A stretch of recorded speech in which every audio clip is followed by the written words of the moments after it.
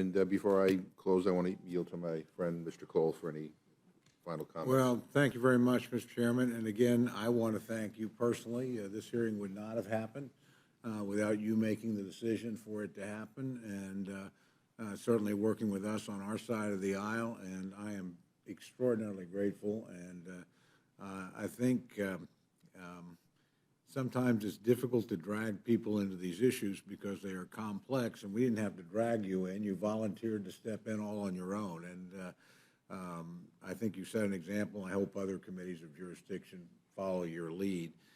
That's number one. I want to thank our witnesses. I thought this was exceptionally good testimony. And as I think I remarked early, I hope all of you spoke to Congress, because the questions that were asked by everybody up here are the questions that our members are asking. And they do it, it's not a, I always say Native American issues aren't and never should be partisan issues. They're, in this case, it's an institutional issue, it's an issue of sovereignty, it's an issue of trust obligation. There's a lot of things here. And I think the questioning really reflected that today. I do think it was an historic hearing, and I don't know if you realized how historic it would be when you agreed to do it, but I'm glad you did, because I think these are issues that we ought to grapple with. They are very tough issues in some ways about our past, but they're very important issues for us to deal with. For one, I tend to think that this does require congressional action of some sort. I'm open to statute, I'm open to resolution. I think the Cherokees have expressed their willingness to, let's just move down the road and see where we end up, and but whatever.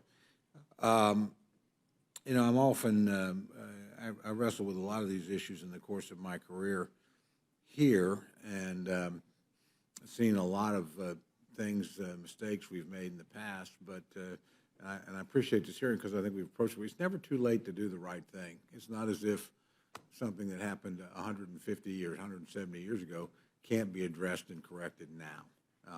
And sometimes that's the right things to do. Sometimes maybe circumstances have changed. And I don't question anybody's motives wherever they come down on this issue. There are some really complex things here. There's some things that deal with the nature of the institution itself.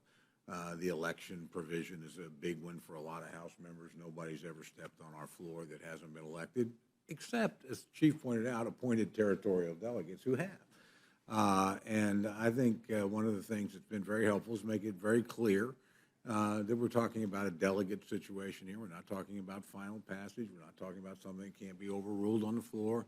We're talking about something we're all very accustomed to in terms of having delegates. And we have delegates that represent both parties on both sides of the aisle. All our caucuses are familiar with this and how we handle it.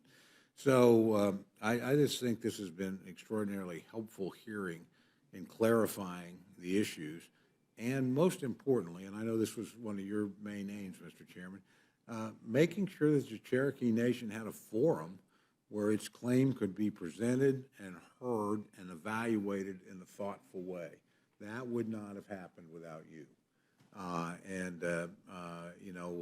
Others have had the opportunity to do it and have chosen not to. You seized the opportunity, and I appreciate that very much. So I look forward to continuing to work with my friends. As I was listening to my friend, Mr. Raskins, who I always learn something, but when he asked, was Delegate Teehee here, I thought, she's been here a lot longer than you have, partner. Because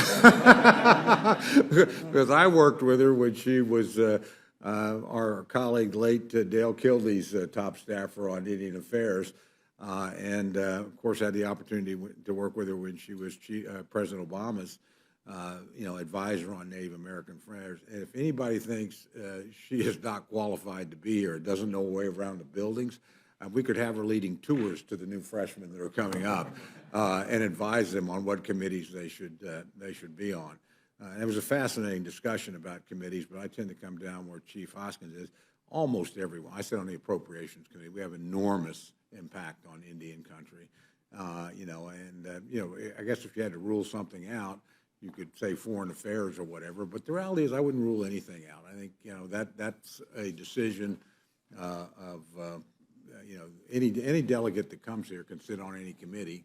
They just have to go through you know, the process. They might not get the committee assignments they want at first, but eventually you might. So, I mean, we all live in that world. But again, last point, again, the witnesses I thought were exceptional. And I appreciate the professionalism and the very, very even-handed approach and the education that you provided to all of us on the dais and hopefully through us to our colleagues in the rest of Congress.